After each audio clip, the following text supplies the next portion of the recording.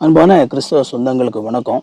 இந்த வீடியோவில் லூக்கா 15வது அதிகாரத்தில் நமக்கு ரொம்ப பரிச்சயமான ஒரு இயேசு கிறிஸ்து சொன்ன ஒரு உவமை, கெட்ட குமாரன் உவமை அப்படின்னு சொல்லி அழைக்கப்படக்கூடிய அந்த உவமை. இந்த உவமை பார்த்தீங்க அப்படின்னா பெரும்பாலும் தவறாக புரிந்து கொள்ளப்பட்ட ஒரு உவமை.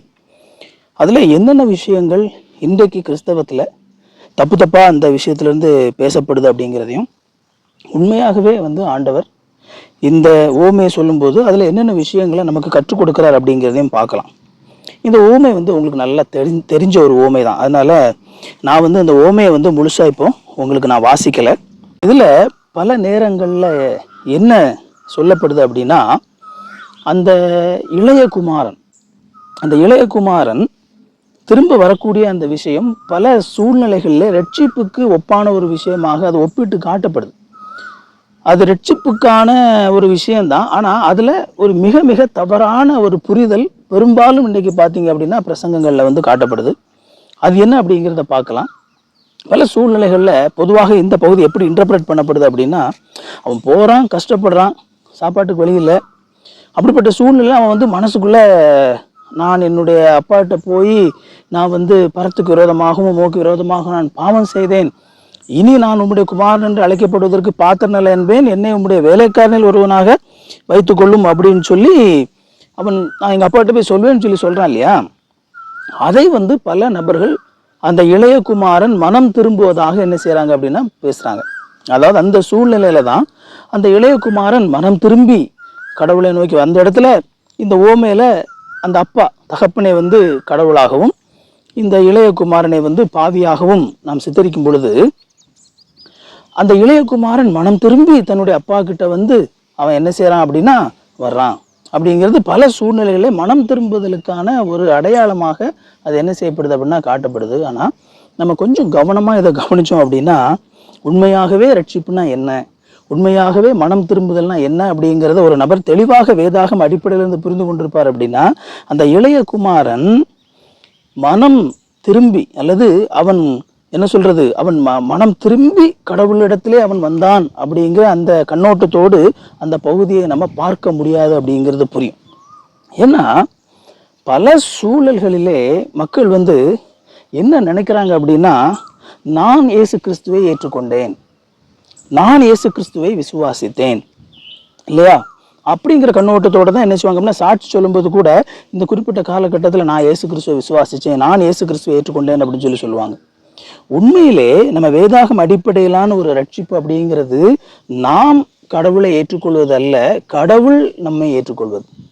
எப்பொழுதுமே ரட்சிப்பு பார்த்தீங்க அப்படின்னா கடவுள் தான் இனிஷியேட் பண்றார், கடவுள் தான் அந்த முதல் ஸ்டெப் எடுத்து வைக்கிறார், அதுக்கப்புறம் தான் நம்ம ரெஸ்பாண்ட் பண்றோம். ஆனா இந்த பகுதியில் நம்ம பார்க்கும் பொழுது அந்த இளையகுமாரன் அவன் தான் மனம் திரும்பி அப்பாவிடத்துல போனான் என்று நாம் புரிந்து கொள்வோமானால், அங்கே என்ன ஆகுது அப்படின்னா அந்த ஃபர்ஸ்ட் ஸ்டெப் இருக்கு இல்லையா, ரட்சிப்புக்கான அந்த ஃபர்ஸ்ட் ஸ்டெப்பை அவன் எடுத்து வச்சான் அப்படிங்கிற மாதிரி ஆயிடுது.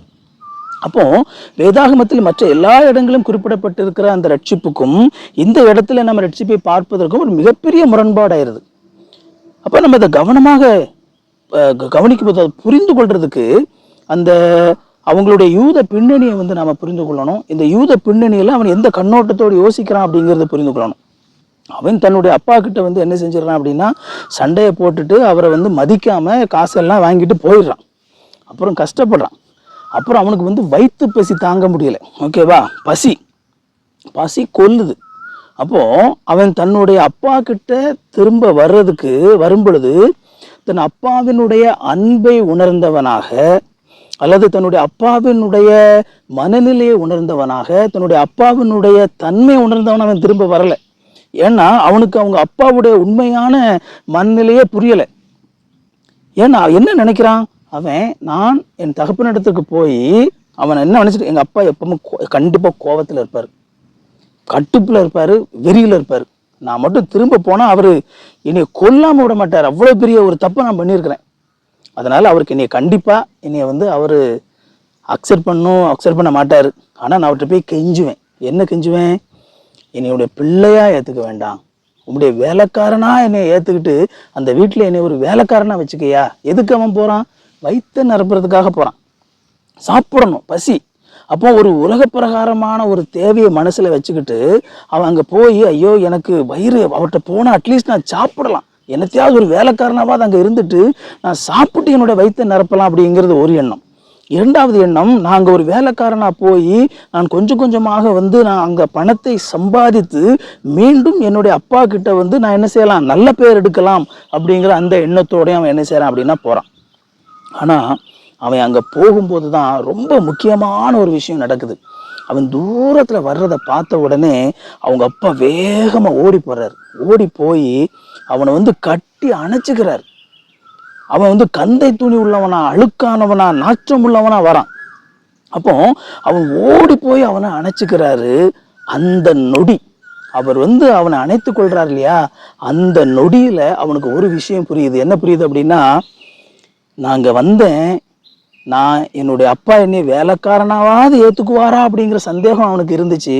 ஆனா அவங்க அப்பாவுடைய அந்த செயலை பார்த்த உடனே அவனுக்கு என்ன புரிஞ்சிட்டு அப்படின்னா, என்னுடைய அப்பா என்னை தன்னுடைய மகனாக ஏற்றுக்கொள்கிறார் அப்படிங்கிறது அவனுக்கு புரிஞ்சுது. எப்போ புரிஞ்சுது அப்படின்னா, எப்போ அவங்க அப்பா ஓடி வந்து அவனை கட்டி அணைக்கிறாரோ அப்போதான் அவனுக்கு புரிஞ்சுது, என்னுடைய அப்பா என்னை ஒரு மகனாக ஏற்கிறார். அப்பதான் பாத்தீங்க அப்படின்னா, அவன் வந்ததுக்கு அப்புறமா தான் அந்த 15 வந்து 21 பாத்தீங்க அப்படின்னா, அவன் அவன் முதல்ல சொல்லணும்னு நினைக்கிறது ஒரு விஷயம், ஆனா அதுல பாதியை தான் இதுல சொல்றான். 21 பாத்தீங்கன்னா, குமாரன் தகப்பனை நோக்கி, தகப்பனே பரத்துக்கு விரோதமாகவும் உமக்கு முன்பாகவும் பாவம் செய்தேன், இனிமேல் உங்களுடைய குமாரன் என்று சொல்லப்படுவதற்கு நான் பாத்திரம் அல்ல என்று சொன்னான். ஆனா உம்முடைய வேலைக்காரனில் ஒருவனாக என்னை வைத்துக் கொள்ளும் அப்படிங்கிற வார்த்தையை அவன் சொல்லலை. ஏன் தெரியுமா? அவன் மனசுக்குள்ள இப்ப தெரிஞ்சு போச்சு, இவர் என்னைய வேலைக்காரனா இல்ல தன்னுடைய மகனாக ஏற்றுக்கொண்டுட்டாரு அப்படிங்கிறது புரிஞ்சது. இங்க பாருங்க, இந்த இடத்துலதான் ரட்சிப்பு நிகழ்து.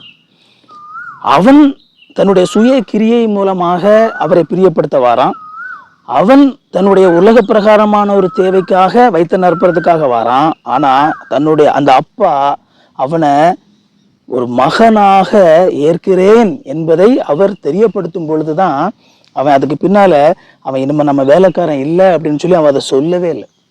அப்ப இன்விடேஷன், நான் உன்னை என்னுடைய மகனாக ஏற்கிறேன், நான் உன்னை என்னுடைய மகனாக ஏற்க விரும்புகிறேன் அப்படிங்கிற அந்த இன்விடேஷன் எங்க நடக்குது அப்படின்னா 21வது வசனத்துல அதுக்கு மேல வந்து அவங்க அப்பா மேல வந்து கட்டிப்பிடிச்சு அவனை அணைக்கிறார் இல்லையா, அந்த இடத்துலதான் அந்த இன்விடேஷன் அங்க கொடுக்கப்படுது. அப்போ அவனை மகனாக ஏற்பதற்கான அந்த ஃபர்ஸ்ட் இனிஷியேட்டிவ் எடுக்கிறது யாரு தெரியுமா? அவருடைய அப்பா. அவருடைய அப்பா அந்த இனிஷியேட்டிவ் அவர் தான் முதல்ல எடுக்கிறாரு. இப்போ அவனுக்கு முன்னாடி ஒரு சாய்ஸ் இருக்குது. என்னன்னா, அவர் என்னை மகனாக ஏற்க அழைக்கிறார். இந்த இடத்துல நான் அவருடைய மகனாக மாற அவன் மனசுல முடிவெடுக்கலாம். அப்படி இல்லை அப்படின்னா, இல்லை நான் வந்து வேலைக்காரனாவே இருக்கிறேன் அப்படிங்கிற ஒரு முடிவை எடுக்கலாம். இங்க பாத்தீங்க அப்படின்னா அவன் அவருடைய மகனாக மாறுவதற்கான முடிவு எடுக்கிறான். அதனாலதான் அவன் என்ன சொல்லலை அப்படின்னா, நான் என்னை உம்முடைய வேலைக்காரன் ஒருவனாக வைத்துக்கொள்ளும் அப்படிங்கிற வார்த்தையை அவன் அதுல சொல்லவே இல்லை. ஏன்னா அவங்க அப்பா அவனை தன்னுடைய மகனாக வருவதற்காக அழைக்கிறார். அவன் அந்த இன்விடேஷனை ஏற்றுக்கொண்டு அவன் என்ன செய்யறான் அப்படின்னா அவருடைய மகனாக மாறுறான். மீண்டும் அவர் தன்னுடைய மகனாகத்தான் ஏற்கிறார் என்பதை புரிந்து கொள்கிறான். அதனால தான் சொல்றேன், இந்த மனம் திரும்புதல் அப்படின்னு சொல்லி முன்னாடி உள்ள விஷயத்தை காட்டுறாங்க இல்லையா, அது மிக மிக தவறானது. அதை நாம பேசணும் அப்படின்னா நாம ரட்சிப்பை கிரியை அடிப்படையிலான ரட்சிப்பாக புரிந்து கொள்வதற்கான வாய்ப்பு மிக அதிகம். பல நேரங்களிலே இன்றைய கிறிஸ்தவத்துல அதற்கு முன்னதாக அவன் மனம் திரும்பி வருவதை மனம் திரும்புதலாக பல போதகர்கள் அதை அப்படி புரிந்து கொள்வதற்கான அடிப்படை காரணமே பல நபர்களுக்கு இந்த ரட்சிப்பினுடைய அந்த அடிப்படையே என்னன்னு சொல்லி தெரியல. இவங்க என்னமோ தாங்கள் மனம் திரும்பி கடவுளிடத்துல போனதாக, மனம் திரும்புங்கள், நம்ம தான் மனம் திரும்பி கடவுளிடத்துல போகணும் அப்படிங்கிறதாக அந்த எண்ணத்தோடு பேசுறதுனாலதான் இந்த பகுதியை வாசிக்கும் பொழுது அந்த இளையகுமாரன் வயிற்று பசியில ஐயோ நான் எங்க அப்பா கிட்ட போவேன்னு சொல்லி அப்படி அவன் பேசுறது மனம் திரும்புவதான் அவங்களுக்கு தெரியுது. இன்னும் எப்பொழுதுமே மனம் திரும்புதலில் கடவுள் தான் ஃபர்ஸ்ட் ஸ்டெப் எடுத்து வைக்கிறார். அதாவது ரட்சிப்பு அப்படிங்கிறது மரித்த ஒரு மனிதனை கடவுள் உயிரோடு எழுப்புவது, மறுபிறப்பு. நம்ம ஏற்கனவே பார்த்துருக்கிறோம் இல்லையா. அப்போ மரித்த ஒரு நபர் தானே உயிரோடு எழும்பி கடவுளிடத்துல போக முடியுமா? முடியாது. இதுதான் ரட்சிக்கப்படாத நபருடைய நிலை மரித்த நபருக்கு ஒப்பிடப்பட்டிருக்குது. ஆவிக்குரிய ரீதியாக மரித்தவன் அவன் எப்படி தன்னால கடவுளை கண்டுபிடிப்பான்? அப்போ கடவுள் அவனுக்கு ஜீவனை கொடுத்தால் ஒழிய அவனால கடவுளை கண்டுபிடிக்க முடியாது. இரண்டாவது, இன்னொரு விதத்துல நம்ம ரட்சிக்கப்படாத நபரை நமக்கு இன்னொரு உதாரணம் சொல்லணும் அப்படின்னா, பிறக்கும் பொழுதே கண் பார்வை அற்ற நபராக பிறந்தவர்.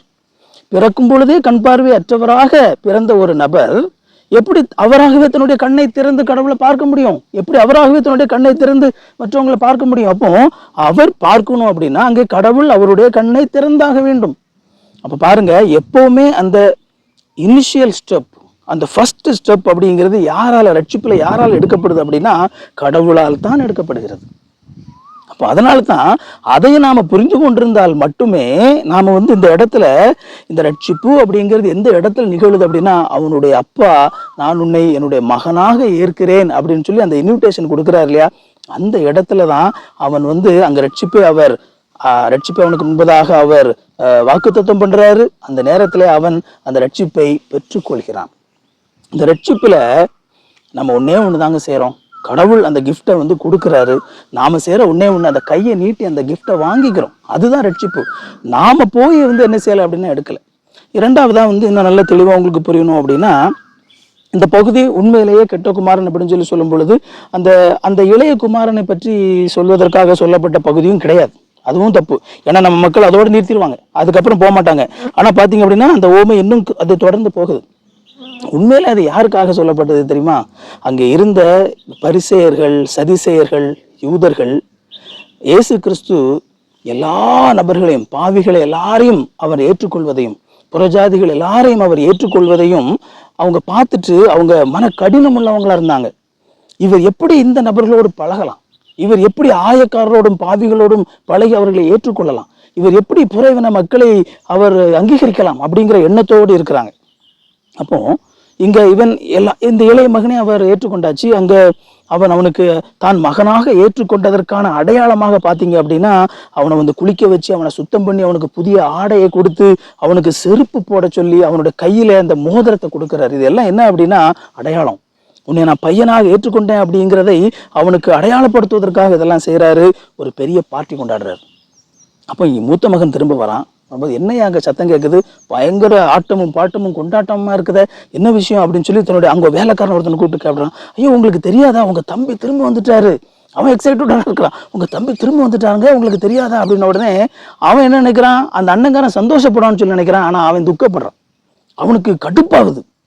அப்போ அவன் உள்ள போறதுக்கு மனசு இல்லாம வெளியே நின்றுட்டு இருக்கிறான். அவங்க அப்பா வெளியே என்னப்பா தம்பி திரும்ப வந்திருக்கான்ப்பா, செத்து போயிட்டான், ஆனா பாரு பொழைச்சி வந்திருக்கிறான், பாரு காணாம போனான் ஆனா திரும்ப வந்திருக்கிறான் பாருன்னு சொல்லி அந்த அப்பா சந்தோஷத்தோடு அவன்கிட்ட வர்றாரு. ஆனா அந்த மூத்த மகனுக்கு தன்னுடைய அப்பாவினுடைய சந்தோஷத்தில் இணைவதற்கு மனதில்லை.